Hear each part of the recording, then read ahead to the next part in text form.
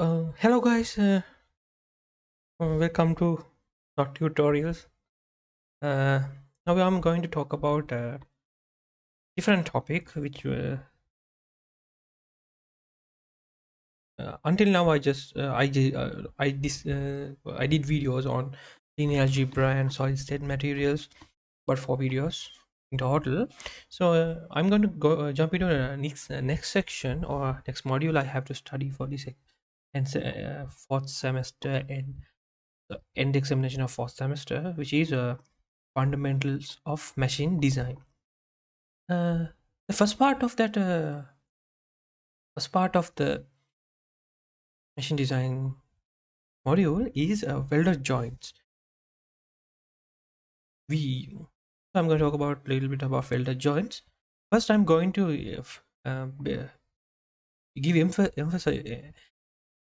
give emphasis on emphasis to calculations rather than theories and other descriptive or qualitative uh, analysis of the qualitative analysis of uh, wells. So I'm going to talk about calculation with various different use cases of wells and do some calculations. Then after that, if I have time, or I would like to do some recap about theories and the qualitative descriptions of cleared wells. So first, I'm using a textbook called Textbooks of Machine Design by Mr. Koo, uh, and I have a book, the PDF with me, but I can't show you because of the copyright problems.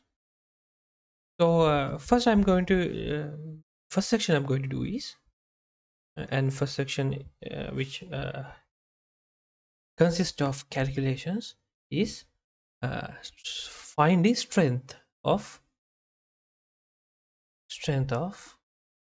transverse transverse fillet well fillet welded joints.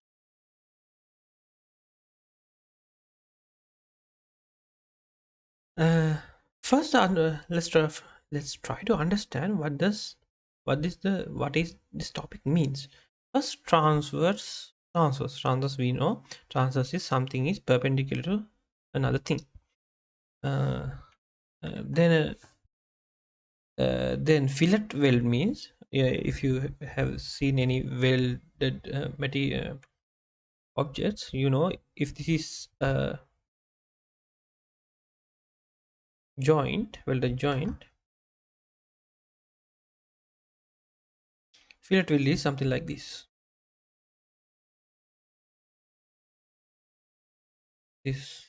fillet weld. So what is transverse fillet weld means? Transverse fillet weld means the force applied to this fillet weld is parallel to the its, its length.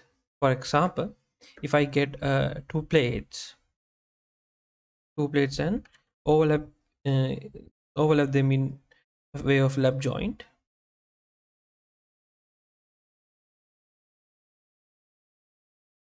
overlap them in a way of lap joint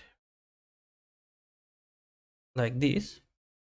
If we use fillet welds in these positions and apply force from this direction, you can see that the force is perpendicular to this length of this weld. So we call this transverse fillet weld. So we are going to find the strength of this welds. First, we need to find, there are two types of fillet welds: transverse fillet weld. First one is single transverse or fillet. I'm going to write fillet weld as FW for now or not, for my convenience, fillet weld. Then second one is double transverse fillet weld. Fillet weld are mostly used in lap joints. So, what does mean by single transverse fillet weld? It's something like this. From above, I'm going to use two views to show you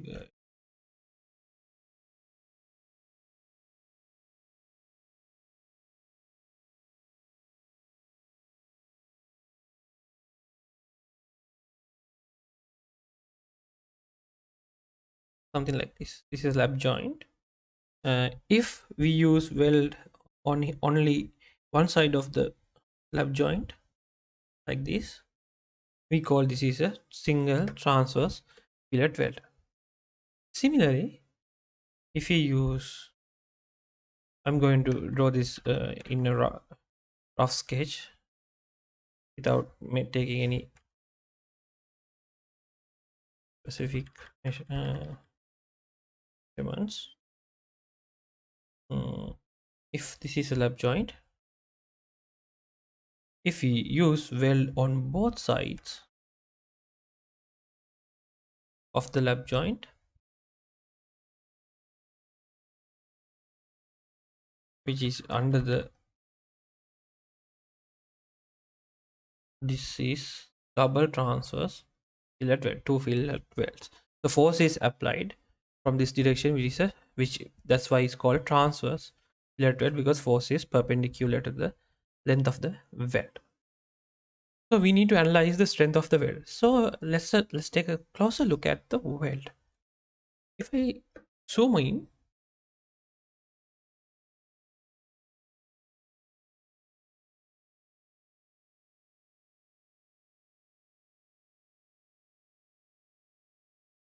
this is the weld. Usually welds are not flat on the surface. Basically they will have some type of arc or reinforce, we call this reinforcement uh, onto that, but for the calculation purposes we only consider the this right angle triangle. uh, let's, if p force is applied from the both sides, the forces will develop, stresses will develop in this fillet weld to oppose that force exerted on these plates. We know if material fails only if stress inside a material exceeds the maximum bearable or maximum permissible tensile stress of a material uh, under tensile loads. So we know tensile stress of a material is force applied to the force applied and the perpendicular area, uh, the perpendicular area that force is applied. So uh, these calculations are not going to be very accurate. Why not accurate? We are what not, these are not precise calculations. We just have to know need to find a way to uh, quantify this. So we are not going to analyze the stresses inside this right angle square or prism, cross section prism, and find the where is the maximum shear stress, something like that. We just know shear stress is or shear tensile stress is maximum. Tensile stress is maximum when the area is the minimum, right? And force is maximum. So we know this is maximum. Since this is a since this is these two forces are not not in the same line, there will be a resultant torque acting on this weld, and the forces inside or stresses inside the uh, forces inside the weld will be not exactly equal to P, but the resultant force should cancel out P's. So we will assume to the to this weld to be since there's two forces in both sides, we assume they are in parallel, mm, in what you call not parallel, in same line.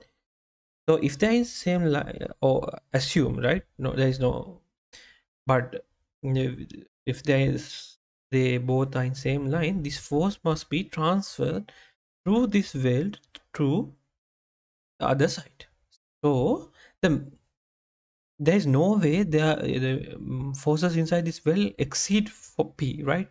The maximum that can be is P, but generally, actually, if we precisely do calculations on side the stress analysis on a fillet weld, we may come up with the force, maximum force, which is less than P. But we are we need to we just trying to find a safety area, safety for not safety, what do you call safe force that can be applied to this weld without breaking it. So we are using maximum force, and we say it goes to the minimum area, which is this area. We call it throat area. Generally we call use weld size, or weld size is S, and throat area is T. If I take that weld joint, sorry, weld as a cross section, I can see this is the weld, and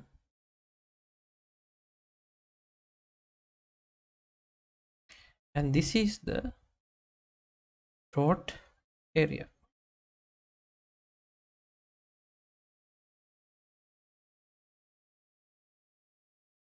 Throat area. If this is right angle, this is a 90-degree angle. If this length is L, we I can draw this like this. This is L, and this is T.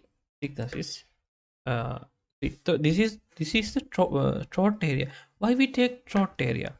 Because it has the minimum area, right? The throat area has the minimum area. So if we take the maximum possible force that can transfer through this material and the minimum area that this weld can has, then we get the maximum tensile stress that will uh, develop inside this weld. Uh, this what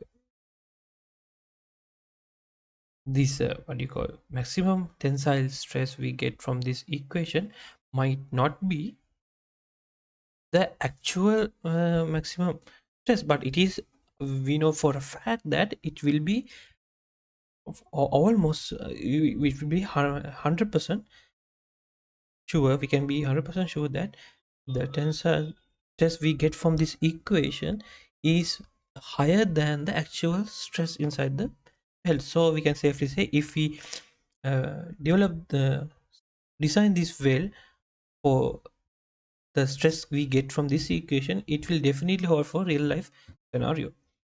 So we are going to get the minimum area. So we need to find T. Usually we can't measure T, but we can measure size S, the thickness of plate, which is equal to the size of the weld. This is a 90-degree angle. So this will be T. T will be equals to S sine 45, which will be S over root 2, which is 0.707 S. So we can say area, this is a minimum area which has the maximum stress, which is equal to T times L. Sorry, not T L times L, T times L, which is equal to 0.707 S L. Okay, right. If the maximum permissible shear stress inside this the weld material is sigma T, maximum tensile stress, we can say maximum permissible force. If there is only one fillet weld in one side, we can say P, maximum permissible force that can be applied to this weld without a failure, which will be A times the maximum permissible shear stress, which is equal to 0.707 S times sigma T. If there is two welds like this on both sides, we just have to multiply this by 2. So the summary of this is, for single transverse